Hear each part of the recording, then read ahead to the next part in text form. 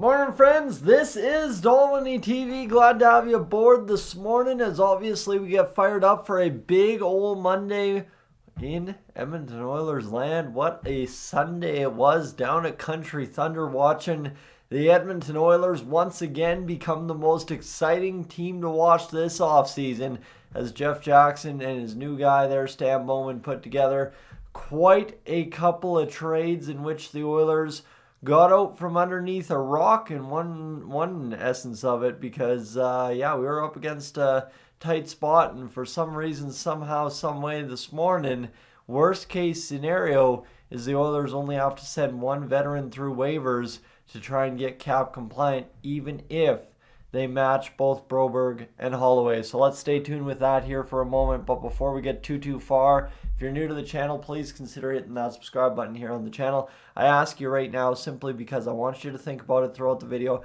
I want you to go think about it while checking out the channel. But number one is I want you back here when things break later this afternoon. Why are things going to break later this afternoon? We'll get to that in today's video. So what we know, number one, is I'm going to do this a little reverse as compared to how it worked yesterday, okay? So busy day for the Edmonton Oilers as recapped by Bob Stauffer. This was following the Ty Emberson trade from the San Jose Sharks, who, by the way, has a connection with Chris Knobloch, having played for him the past year or two over there in Hartford before the New York Rangers traded him to San Jose. So the Oilers got Emberson in exchange for Cody Ceci and a 2025 third round pick. So you were telling me, right? I think there was a ton of people saying there is no way the Oilers can trade anything for Cody Ceci and get something in return, right? First, second, doesn't matter. You're crazy if you think you can trade a fourth and get rid of Cody Ceci.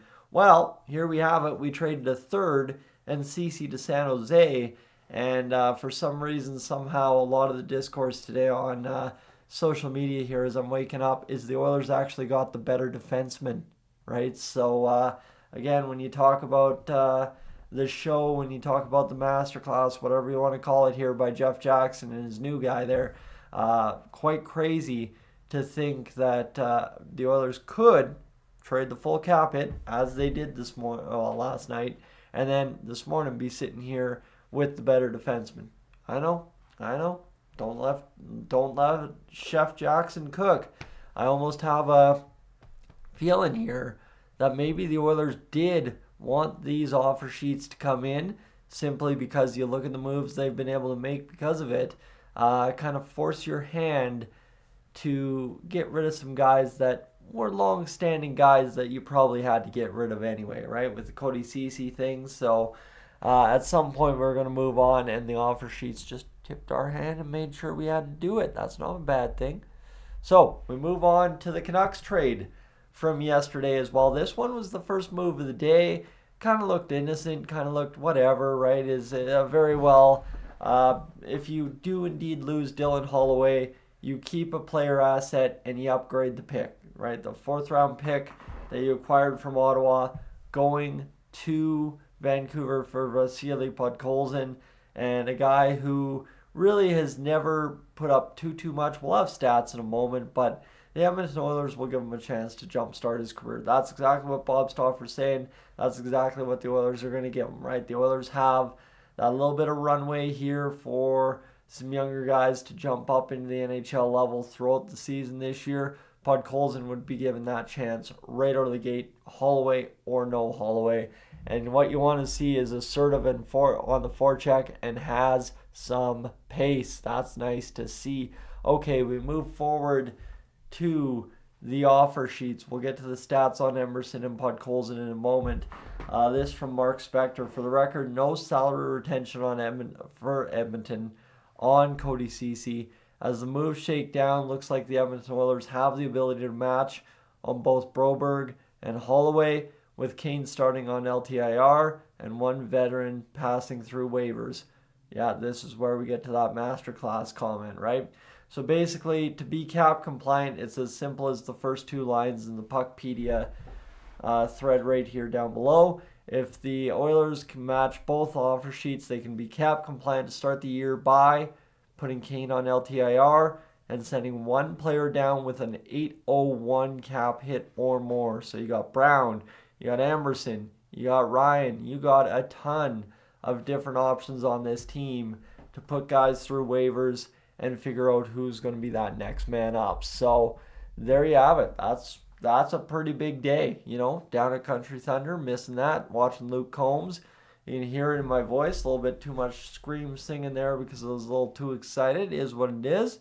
But we move on, either which way. We move on to Ty Emberson, who's 24 years old, 6 foot 195.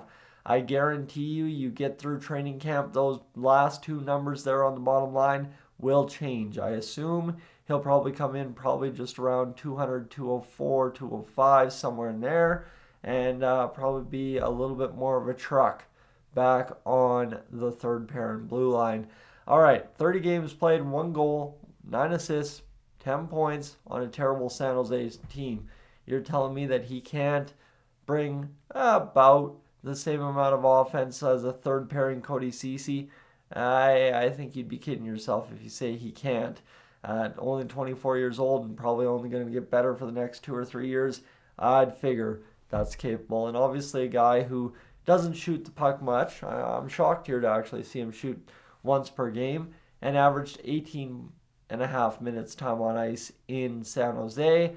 That'll come down to about 12.50 in Edmonton, one would assume, if he's playing regular third pair. Okay, what else do we know? Let's keep moving here because this is a lot this morning.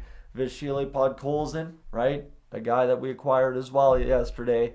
His rookie year in Vancouver was a very productive one. 14 goals, 12 assists, 26 points. And then you have it turn out to be a 12-minute and 48-second time on ice. He has since never earned that kind of time on ice. Obviously battling with the Boudreau and, of course, Rick Tocchet regimes in Vancouver, dealing with the situation that is you have to play a little bit more defense first, I think, for Tocchet. And I don't know fully if Podkolzin is that guy to do that. You see the point production come down. You see the ice time come down. And this is not to bash Tocchet at all. I believe that guy has done an absolutely incredible job with the Vancouver Canucks. But just simply, I don't know, kind of similar to some other regimes in Edmonton on the bench, if they're really developing talent at the NHL level the way maybe the talent needs to be developed. So we'll see what we can do with Vasily Podkolzin. So that's the recap on everything that happened.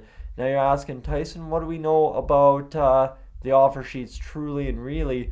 Well, following the Podkolzin trade yesterday, Mark Spector let this drop here, saying, have to wonder if the Oilers aren't grabbing a young left winger before losing Holloway.